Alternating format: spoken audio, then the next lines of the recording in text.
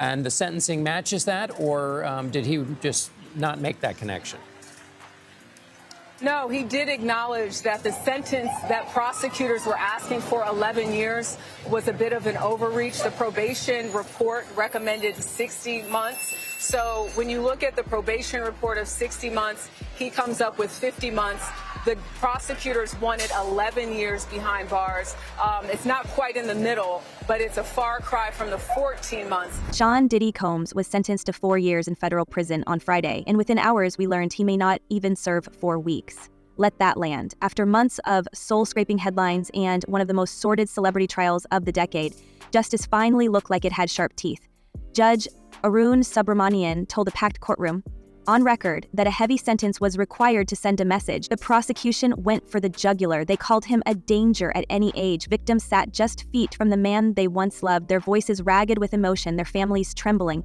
We watched Cassie Ventura, whose life with Diddy reads like a cautionary fable for anyone lured into power's orbit, break down as she described years of subjugation. The cameras flashed, reporters scribbled, and for a brief electric moment, it looked like the system might finally swallow one of its own.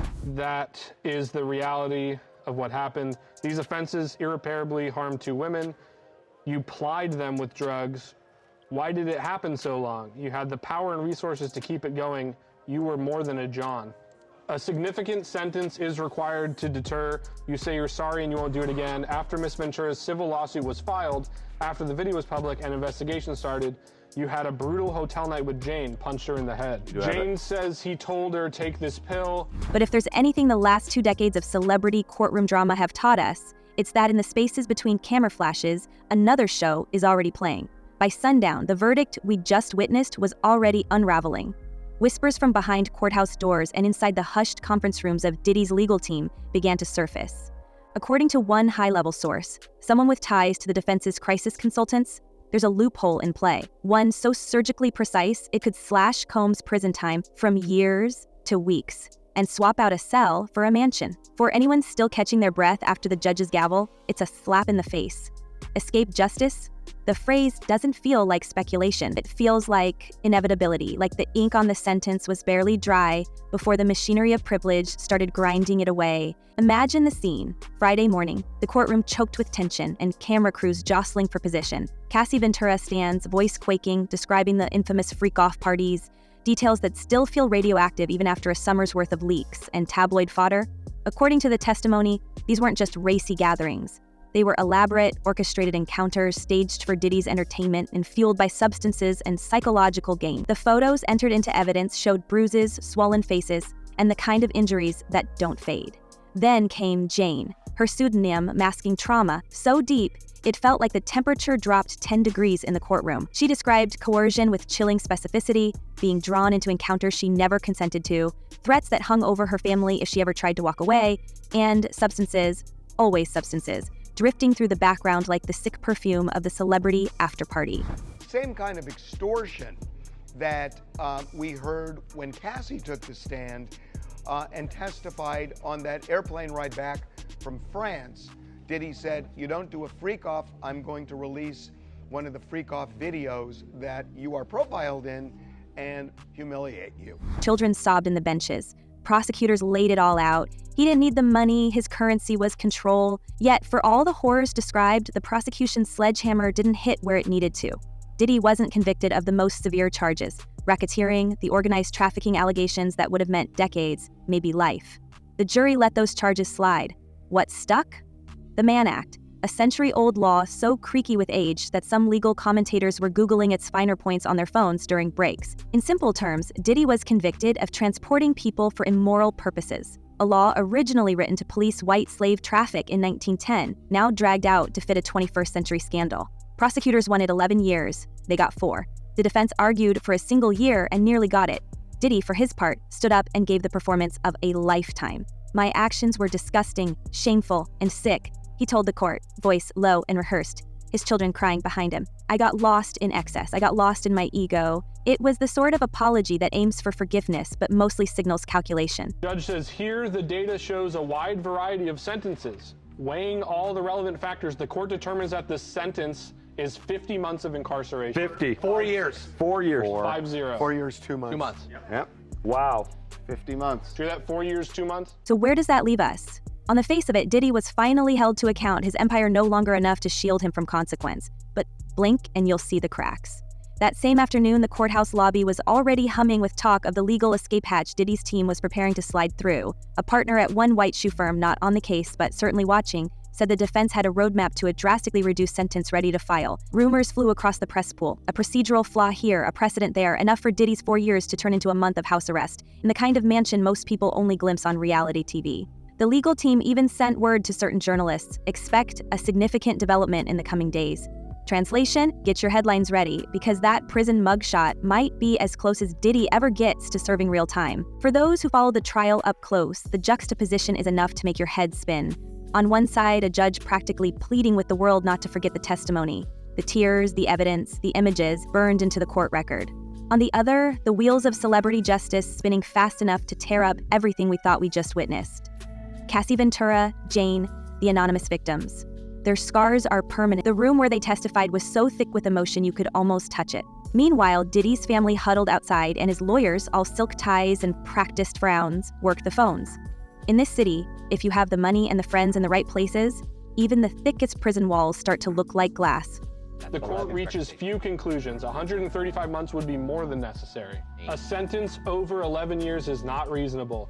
Even the probation department recommends a sentence less than half of that, but 14 months time served would not be sufficient. Let's not pretend this is just an ordinary loophole story. This is the perfect bait and switch. The American public promised a reckoning, only to be shown the same old ending. Diddy, branded a danger at any age, could be back in his plush Holmby Hills living room before the summer's out. His legal team hasn't even finished their coffee, and already there's talk of appealing, of sentence reductions, of trading a jumpsuit for an ankle monitor and a high thread count robe. This isn't accountability, it's choreography. The machinery of power moves quietly but efficiently, and while the judge's words echo through the halls you abused them, physically, emotionally, and psychologically, the real action is happening somewhere out of sight. If he gets 14 months, if the defense gets what they want, he'd essentially get out October 3rd because he's been in for a 13 year, months. And you get 15% credit for time served. So he'd basically be out after the sentence, and then he'd be on supervised release. Right. Now, as the city recalibrates to this new, nauseating normal, the outrage is almost palpable. Is this what justice looks like? 1 minute we're witnessing the spectacle of a fallen mogul, a room full of survivors finally heard. The next, insiders are betting on how quickly he'll get out, whether he'll host a party for his lawyers before he's even finished his court-mandated therapy sessions. The victims are still processing, their wounds public and permanent, while Diddy's next chapter may be less prison memoir and more exclusive house arrest. The only thing we know for certain, the playbook is as old as Hollywood itself. And if the latest leaks from his defense are true, Sean Diddy Combs is already halfway out the door. So maybe the judge is going to give him more than time served. But we should say that the maximum he could get is 20 years. And that's what I want to get into for a minute, because this is some racist you-know-what, this Mann Act. And it's not just about who you know, it's about what's written on the paper. The Mann Act, the law that finally snagged Diddy after the bigger racketeering charges slipped away, is itself a relic from 1910, a time when moral panics were shaping federal law, one headline at a time. At its core, the Mann Act makes it a crime to move someone across state lines for immoral purposes, a phrase so broad and antiquated it's almost begging for loopholes. Each violation theoretically packs up to a decade behind bars, yet here's Diddy staring down a sentence of just over 4 years. Both counts running at the same time, not back to back. Prosecutors wanted the judge to stack the years, to make a statement. The bench settled for something softer, giving the defense enough daylight to drive an appeal straight through. The machinery behind the scenes is already rumbling. Diddy's attorney Mark Agnafilo made no secret of their next move, announcing that an appeal is in the works before the sentencing ink was even dry. With the credits from his previous jail time, the number crunching starts to look suspiciously convenient. One law professor in Manhattan told us off camera, "With the right maneuvers, you can take 4 years and squeeze it into one hot summer." Some legal eagles are betting on even less. That's how it happens. In real time, justice goes from headline to footnote as the wheels of appeal and procedural gymnastics grind away. The sentence, week by week. Jesse, we've been talking about this, just how confident the defense appears that, they could get off on these charges. They could be acquitted, or possibly, who knows what could happen, just because, again, you are rolling the dice. This really does feel like just kind of like, just kind of like a gambling a little bit with Diddy's life in a sense, just because, if you're offered maybe X amount of time versus this huge amount of time, which could be. Before the sentencing, Diddy's behavior had already started raising eyebrows in ways that now look almost prophetic. Federal prosecutors pointed to one decision in particular. He booked a speaking engagement in Miami just weeks before his court date, as if convinced he'd walk out of the courthouse on his own terms. The move wasn't just a scheduling conflict, it read like a flex, a signal to anyone paying attention that he considered the outcome a formality. For those inside the courtroom, and certainly for his critics, this act of hubris became a talking point. Another hint that the system was primed to fold for a man with Diddy's reach. The optics couldn't have been starker. While most defendants in his position would be lying low, maybe even expressing humility as sentencing loomed, Diddy seemed to double down on his status as untouchable. Booking a high-profile Miami event suggested that not only was he unfazed, he might have had inside assurances or, at the very least, a gambler's faith in his own ability to wriggle free. The prosecution seized on this arrogance as symbolic, framing it for the jury as proof that Diddy believed the rules simply didn't apply to him. Looking back, it's hard not to see the Miami gig as part of a larger strategy, a calculated demonstration that the apparatus of celebrity can bend reality itself. In this world, public relations teams shape narratives just as effectively as lawyers shape arguments.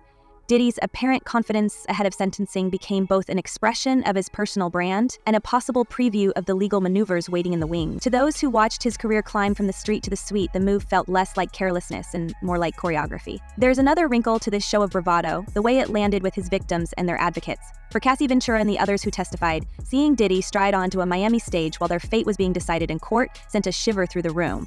It wasn't just a schedule conflict, it was a message, intentional or not, that the machinery of wealth and celebrity can keep spinning even when its owner is facing a reckoning. That feeling of being sidelined, of justice teetering on the edge of spectacle, has come to define so many high-profile cases in recent years.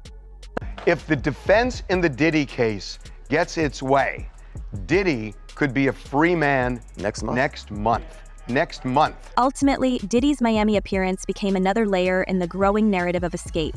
The loophole that his legal team now clings to doesn't seem like a last-minute discovery. In hindsight, it looks as though the groundwork for this swift reversal was being laid long before the judge ever spoke. Whether driven by arrogance, calculation, or just the seasoned instincts of a man who's played the game for decades, every choice Diddy made seemed to foreshadow a return not to punishment, but to power. So, what's the secret ingredient? It isn't just a team of high-priced lawyers. It's the very structure of celebrity justice. Diddy's defense didn't only lean on technicalities. They brought out the greatest hits, literally. The courtroom was shown a glossy video package celebrating his inspiring rise from Harlem to international icon status. Charitable donations, mentorship, a clothing line, a self-made empire, all rolled out to soften the blow. The message, he's given so much, can't we give him a break? Judge Subramanian seemed almost pained by the charade. A history of good works can't wash away the record in this case, he declared. Yet, there it is. 4 years trimmed down, even after a trial that put every dark secret on display. The defense described Diddy as a changed man. The prosecution countered with evidence that would flatten an ordinary defendant. The scales, as always, seemed calibrated for those at the top. We've talked about the fact that there's sometimes videos or photos or what don't get admitted to a case because they're overly prejudicial. Right. This is getting admitted. Both sides. It's definitely getting admitted. Both sides agree. It's going to be admissible. The defense has a hurdle to jump. I will tell you that they vote in the end, and the vote may surprise you. If that weren't enough, the aftershocks are already being felt in LA, where speculation about Diddy's living arrangements is eclipsed only by the size of his house. Insiders close to his inner circle say they're preparing for his return, not to a grim halfway house or a cramped apartment, but to the gleaming mansion that's become a symbol of his untouchable wealth. House arrest, if it comes, would mean a high-tech ankle monitor and a panoramic view of the hills. On one side, we have Cassie Ventura, Jane, and others, victims for whom the pain never goes away, forced to watch the man they faced in court post up in his luxury home. On the other, a system that seems designed to let the powerful cash in all their chips before the final hand is dealt. For him, although interestingly, we haven't seen the indictments yet. There's been some time lag. I suppose it will take some time to go through all the forensic, evidence. But let's talk about the whispers. the currents of rumor that swirl around any case where the rich and famous seem to escape gravity. As soon as footage leaked of Diddy's son King Combs pacing outside the mansion in sweatpants with an Illuminati symbol, the conspiracy machines kicked into high gear. Was this just a fashion statement or a message to those in the know? It's the kind of detail tailor-made for a Reddit deep dive, the sort that multiplies suspicion faster than a Diddy track goes platinum. Jay-Z and Beyoncé have found themselves pulled into the storm, with online sleuths pointing to old hand gestures, cryptic Instagram comments, and the ever-present question of who is really pulling the strings in Hollywood. There's no official statement, of course, but the lack of denial only fuels the blame. This is where the story bends from courtroom drama into a collision of power and perception.